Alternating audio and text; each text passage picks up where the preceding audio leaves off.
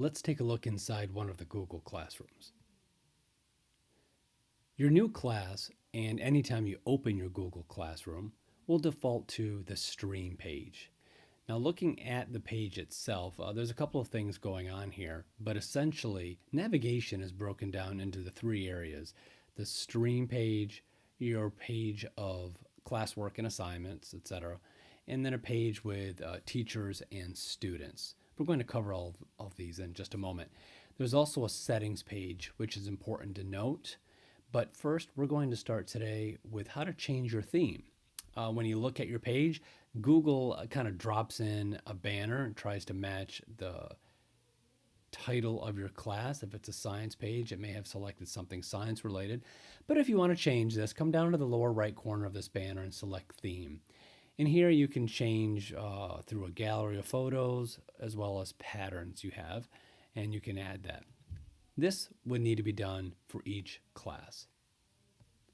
So what do you find here on the default page? This is called the stream, and essentially that is what it is. It is a stream of comments that your students have posted if you have that setting turned on, which we'll cover later in this video.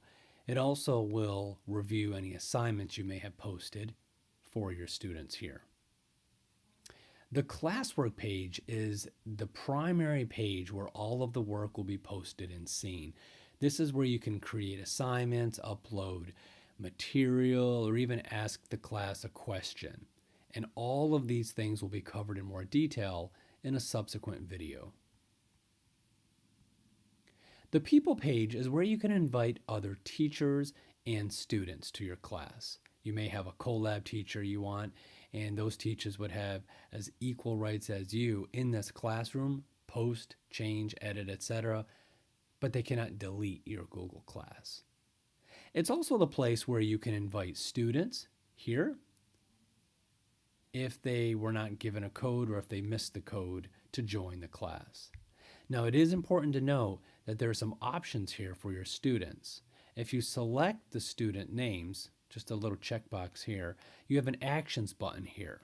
This is great for removing students that have left your class or the county, or even just transferred schools, whatever it might be.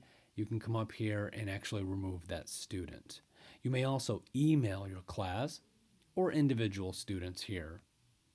The mute option lets you tighten the reins a little bit on select students so that they can't really reply to each other's work, they can't comment and post, but they can still submit any work for assignments that you have posted.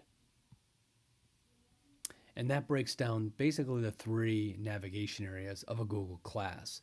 Let's look at the settings page for a moment so you realize what is here. This is very important for teachers who first create a Google class because by default, Google allows students to post and comment in a Google class. And that's okay if you want to have a lesson with them and teach them how to post appropriately. But oftentimes that first post, you get 100, if you're on a secondary level, lots and lots of comments that really mean nothing, and it just fills up your page. So if you're wary of that, you can come here and select the third option. This allows only the teacher to post and comment.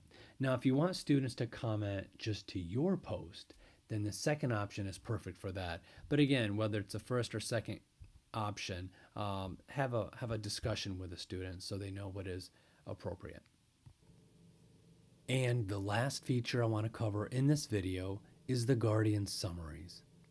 This is a useful email that can be sent daily or weekly to parents, notifying them of assignments, missing work, and other activity that's going on in the Google Classroom. It's important to note, however, that parents cannot access the actual classroom. They just receive that email. But we'll cover this in more detail in a video later on in the series.